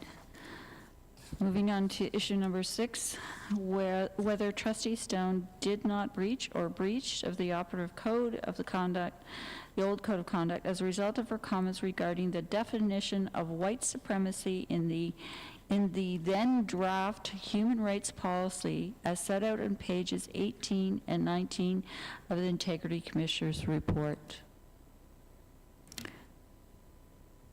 Trustee Brown. I would like to put the motion forward that Trustee Stone did breach, oh, you moved it, did breach the operative code of conduct, the old code of conduct, as a result of her comments regarding the definition of white supremacy in then draft human rights policy as set out on pages 18 and 19 of the Integrity Commissioner's report.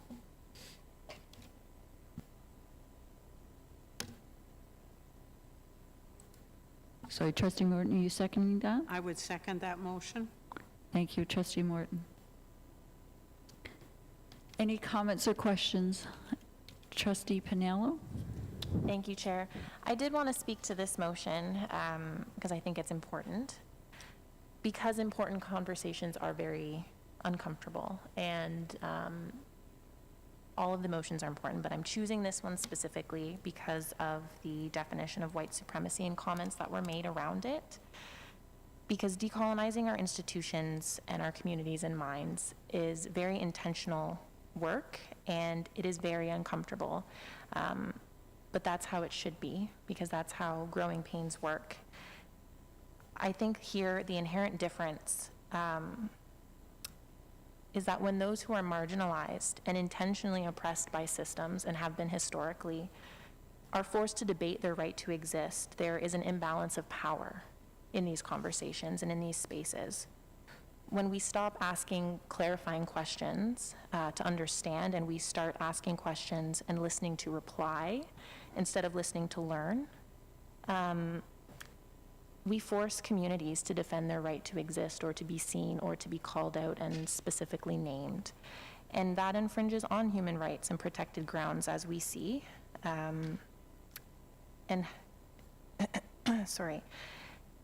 We infringe on human rights and protected grounds that clearly state that these people exist, have a right to exist, and have a right to do so free from discrimination and oppression. And that includes having to defend our existence. It's not up for debate, and I think we clearly see it's a legislated fact, or else we wouldn't be voting on this potential breach today. I will say that any person's learning, bias, and curiosity is theirs to take accountability for, to do the labor of learning and unlearning. It is not the job of oppressed groups to educate you while defending their right to simply exist and be afforded equity that allows for equal outcomes. This goes for everyone, but especially those of us here who are elected into positions of privilege, who have the increased ability and platform to cause real harm in their quest for a misconstrued, weaponized form of quote-unquote freedom. Freedom of thought, belief, opinion, and expression protects you from the government, not from the consequences of your expressions from the public and from the communities that we're meant to serve. So when communities and those impacted seek remedy through the judicial system, tribunals, or an investigative procedure like this one, it's warranted, it's crucial to accountability in a democracy, especially since these are the people who have entrusted us and granted us the access to these positions to even be here tonight. So tonight, we've determined already that there's been a number of breaches, and it's my hope that the communities watching at home and here this evening see and feel as though there has been due process, accountability, and the upholding of human rights by this Board of Trustees. So those are my comments. Thank you, Chair. Thank you, Trustee Paniello. Any other comments?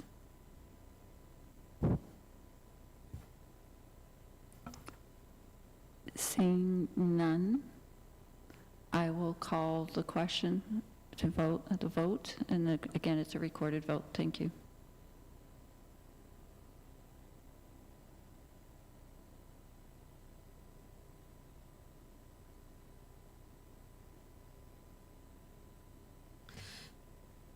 Through the chair, I will call the vote. Trustee Arsenault?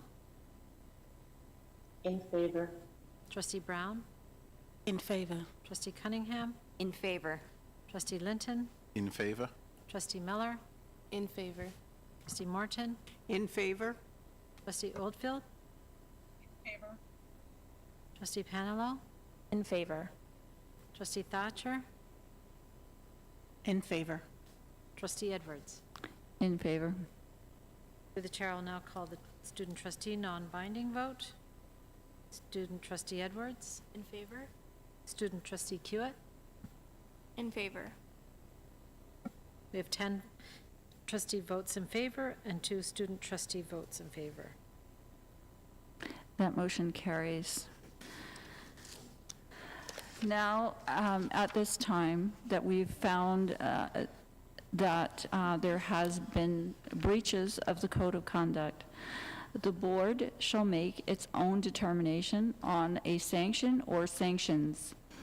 As far as sanctions are concerned, the Integrity Commissioner recommends that the board censure Trustee Stone for breaches of the old code. The IC notes that the board can additionally choose to bar Trustee Stone from sitting on one or more of its committees for a time and period of its choosing, but does not explicitly make explicit recommendations on additional sanctions. With respect to the various social media posts covered by the new code, the Integrity Commissioner invited the Board of Trustees to reach its own determination whether there had been a breach, and if so, there are any additional sanctions we might find appropriate or permissible under Section 218.3 of the Education Act. The Board of Trustees has no obligation to accept the Integrity Commissioner's recommendations for sanctions. The Board of Trustees can accept, reject, or amend the sanctions recommended by the Integrity Commissioner. And again, just sort of a reminder as far as under the Education Act, the options around possible sanctions. It's the censure of a trustee, barring the trustee from attending all or part of a meeting of the board or a meeting of the committee of the board, and that means A means singular, or C, barring the member from sitting on one or more committees of the board for the period of time specified by the board. I see Trustee Oldfield's hand up, but before I do that, I would like to just pass it on to Legal Counsel, Ms. Barini, to make any further comments around sanctions.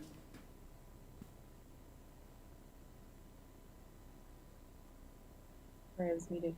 I don't think I want to make any additional comments, but I will certainly answer questions. Thank you, Ms. Barini. Any questions at this point in time before I turn over to Trustee Oldfield had her hand up. Trustee Oldfield, you're on the floor. Thank you, Chair. I move that Trustee Stone be barred from all of the next board meetings except for February 21st. Is that the Tuesday? Might be the wrong date. 2023. That Trustee Stone be barred from sitting on any and all committees of the board until October 31st, 2023, and that this board censures Trustee Stone. Just a clarification there, Trustee Oldfield, because you mentioned all board meetings under the code. No, I didn't say all board meetings. I said all of the next board meeting because the language says Okay, all of sorry. the board. I just meant all of the next meeting. All of the next board meeting, and then all committee meetings, and sitting on all committee meetings, and then as well as a censure. Yes, sitting on, I think the words that, sorry, through your chair, Edwards, I think the words that Trustee Oldfield used was consistent with the wording of the Act, which is barring Trustee Stone from sitting on any and all committees of the board until, just for the purposes of the record, I think, Trustee Oldfield, you said October 31st, 2023? I put it in the chat if that's helpful. No, I think just repeat it out loud, I think is fine. You have it, Rob? Okay. You want me to repeat it? Sorry. No, I think it's coming up here. Okay. Yeah, and censor. Trustee Oldfield, is that accurate in terms of your motion on the screen there? I'm sitting on any and all committees. Yes. Oh, sure. Okay, so Trustee Oldfield has put a motion on the floor. Trustee Linton, I need a seconder, please. No, just a question. Yes. Just clarity on the wording that Trustee Stone, oh, sorry, no, it's just changed. No, that Trustee Stone be barred by sitting. Should that be by or from sitting? Just for clarity. Yeah, I think that's just a typo, so it is, yeah, I think Trustee Oldfield said barred from, so that's correct. Thank you. Okay, just for clarification, just as other process, I have it on, a motion on the floor. In order to continue with discussion on a motion, I need a seconder. I have Trustee Paniello on the speaker list, so. I don't mind seconding, but I was going to ask a question as well. Okay, so trustee Paniello has seconded. All right, so I will let you go ahead with your question. Thank you. Thank you. Through you, Chair, my question is for trustee Oldfield. I was going to potentially move to amend the date stated or the committee's portion of the motion, but I just wanted to, I guess, ask trustee Oldfield first before making a friendly amendment, if there was. Trustee Paniello, there's no such really thing as a friendly amendment. The question is on the floor. So if you would like to amend it, that's fine. We can do with an amendment. Thank you. Yes. Am I able to ask first, though, for reasoning for that choice of date before I make the amendment? Usually, yes, okay, thank you. Trustee, through the chair, we'll ask Trustee Oldfield her reasoning around the date of October 31st, 2023. Thank you. Thank you. Through you, Chair. I picked the end of October because it would seem to me that we would be electing committees again in November of 2023. And at that time, the board, Trustee Stone would be able to stand should she choose, and trustees could elect who they wanted to. So it seemed like a reasonable time to have her barred. Okay, thank you, Trustee Oldfield. Just a sort of a reminder, a definition of committees. When we say all committees, committees of the whole standing is considered a committee. So the standing committees, as well as any of the private sessions, basically, so when it says all committees of the board, that includes that as well, just for clarification for trustees. Trustee Paniello, you're fine then?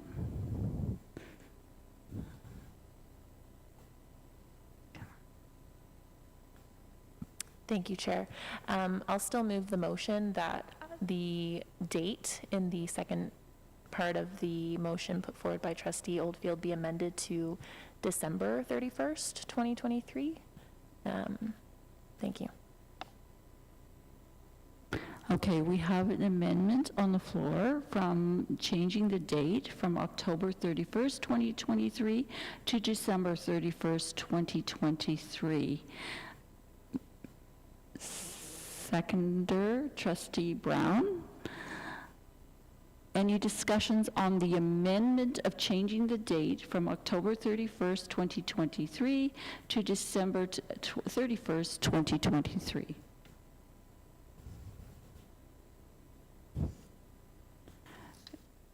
Trustee Morton?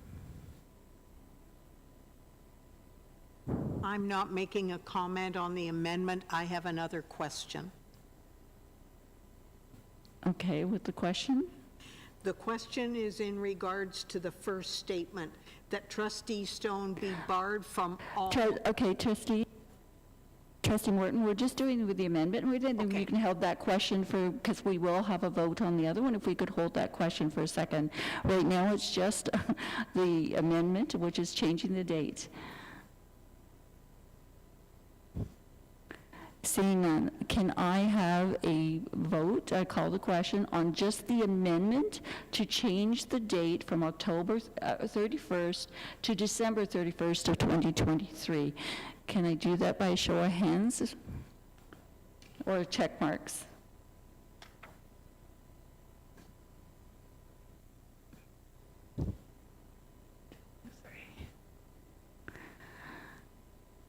Trustee Miller, you have a question? Sorry, I was just distracted for a moment. Could you please repeat what you just said? Thank you. All we are doing is voting on the motion to the amendment to change the date from October 31st, 2023 to December 31st, 2023.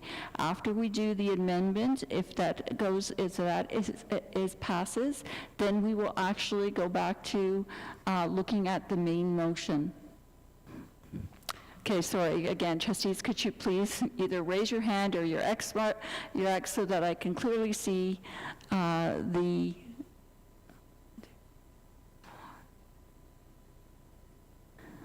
motion carries. So we are now going to have a discussion on the main motion, which includes the amendments of December 31st, 2023. Trustee Morton. Thank you, and through you, Chair. My question is in regards to the first statement, that Trustee Stone be barred from all of the next board meeting. So I'm curious to know, we're just talking then about the board meeting on Tuesday, February the 21st. Am I correct? Yes, you are, Trustee Morton. As the Education Act says, we can only bar from one of the board meetings, singular. So that is the meeting that we are talking about, the next meeting, which is the February meeting. Thank you. Thank you. Trustee Oldfield. I'm going to speak to this motion, as the mover of the motion. So, as trustees, I feel we're charged with ensuring public education is accessible to everyone, and that schools are safe places to learn for everyone. And you know, I think all of us, having listened to the presentation at the previous meeting this evening, can hear how that's not always the case. So we are required to adhere to the Ontario Human Rights Act, and the conduct of Trustee Stone set out in this report is egregious. It not only violates the Ontario Human Rights Act and our own code of conduct, but even more importantly, it violates the trust of our students, their families, our staff, and the communities we represent. As trustees, we must hold ourselves to the highest standard. And you know, I ask you, what would happen to any employee or student if they conducted themselves in this manner? Termination, suspension. So I think we must take action that reflects the seriousness of the findings in this report, which is why I put forward the motion, you know, which is more than what the Integrity Commissioner suggested. But I think that if we don't, then we become complicit in the behavior. You know, and for trustees, the bar should be higher, and we must hold ourselves accountable. If we don't, we're failing in our fiduciary duties. Thank you, Trustee Oldfield. Student Trustee Hewitt. Thank you, Chair. I would like to speak on behalf of Trustee Cameron as well, as he is not able to be here tonight and asked me to do so. Trans rights are human rights, and they are non-negotiable. Trustee Stone's desire to have free speech is equivalent to advocating to deny these rights. Anti-trans rhetoric is harmful to the integrity of Durham District School Board and the people within it. I thank the Integrity Commissioner for their thorough report that prudently lays out how Trustee Stone violated the Code of Conduct on several occasions. It's clear that Trustee Stone failed in her obligations as a trustee and has been defiant to the concerns of the former director, the community, and the Integrity Commissioner. Accordingly, I absolutely support the motion here tonight, but I believe that this additional action is certainly required. So I would support a motion in barring Trustee Stone from attending the entirety of the February 21st, 2023 board meeting, according to Section 218.3, subsection 3, Clause 2 of the Ed Act, which reads the school board's obligation of barring the offensive member from attending all or part of a meeting of a committee of the board. I believe it is likely that Trustee Stone will say that she's being canceled or silenced. That's because Trustee Stone has not learned from her actions.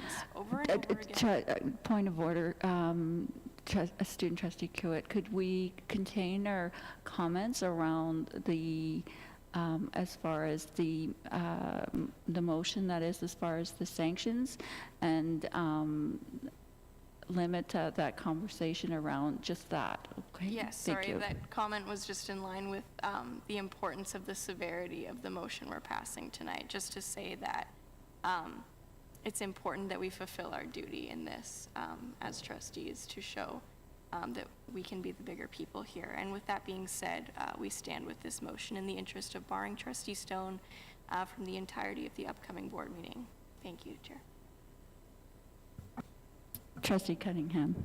Thank you, and through you, Chair, I certainly echo what's been said by other trustees so far. I also wanted to say that we have just voted on 6 separate breaches of the Code of Conduct. And we are not just voting to sanction based on one, we are voting to sanction based on 6. And as a result of a pattern, and the fact that there are so many breaches in front of us today, I do think it's important that we show serious sanctions to show that it's important to stick to the code, not breach it even a single time, much less 6. So I stand by this motion. Thank you, Trustee Cunningham. Trustee Thatcher.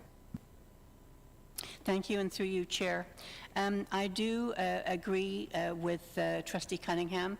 I feel that the conduct which we're speaking to this evening is completely unacceptable. The comments are insulting and demeaning, and completely do not meet expected standards of a trustee at the Durham District School Board. I'm not sure if this is the timing, but I would like to add, by way of a request, that we include some retraining around governance and the responsibilities of trustees, just to ensure that there is a complete understanding of what we're speaking to this evening. Thank you. Thank you, Trustee Thatcher. We will maybe have a discussion a little bit later at this point about maybe a request, because under the Education Act we have just the sanctions that we are allowed to do, but we can make a request if the board wishes. We can have that discussion later. Trustee Morton. Thank you, and through you, Chair Edwards. The leadership of the Durham District School Board must instill confidence in our commitment to equity and our ability to champion human rights. We must serve our school community in a constructive and respectful manner at all times. Our actions and our words must be of the highest standard to maintain public confidence in our ability and our integrity. Our learning and growing environments must be welcoming, safe, equitable, and inclusive for all of our staff and all of our students. We do have to recognize that what we say and how we say it could negatively impact, could harm members of our community. I fully accept the report provided by the Integrity Commissioner, and I will support this motion. Thank you. Thank you, Trustee Morton. Trustee Miller. In echoing the trustees that have spoken before me, I would just like to say again, we've read this before, that harm considered is not only based of intention, but you can cause harm even without intention. It is very important to be very aware and mindful of our speech as we represent a whole, and one person's speech can reflect the whole, and that also is quite unfair where we have not shared in some of the viewpoints of Trustee Stone. And so I would like to remind her that it is important to acknowledge our integrity and our integrity, and also the fact that having a right to speech is not a right when it is potentially very harmful to those you serve. Thank you, Trustee Miller. I've got Trustee Oldfield. I would just ask, Chair, please, that this vote be recorded. I didn't quite hear that. Sorry, Trustee Oldfield. Sorry, I'm asking that the vote be recorded. I still didn't get that. I'm sorry. I think she was asking for the vote to be recorded. Okay, so you just wanted the vote to be recorded. Thank you, Trustee Oldfield. I apologize for that. Okay, so Trustee Linton. So just as a comment of why I'm in support of the actions taken by the trustees today by vote. We are in an age where communication is as fluid and as accessible as ever. As a board, I believe it is important for us to take a strong stance on how social media can be used to convey negative messages, especially with statistics that speak negatively to how our students from equity-deserving, racialized, and communities of inclusion experience online bullying.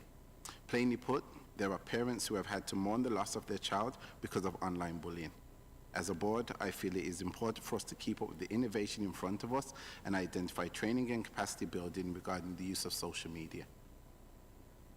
Thank you, Trustee Linton. I don't see any other members. Okay, so seeing no other people having their hands up, it was a request for a recorded vote.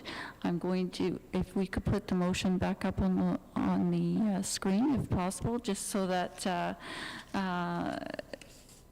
people can see it, but the motion on the floor is that Trustee Stone be barred from all of the next board meeting, and that the Trustee Stone be barred from sitting on any and all committees of the board until December 31st, 2023, and that Trustee Stone be censured.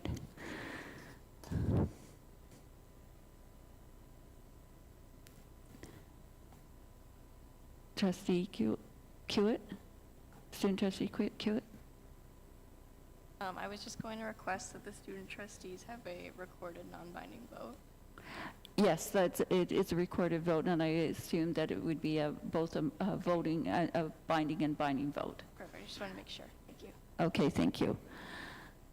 Trustee Cunningham. Sorry, I was just waiting for the vote to be called.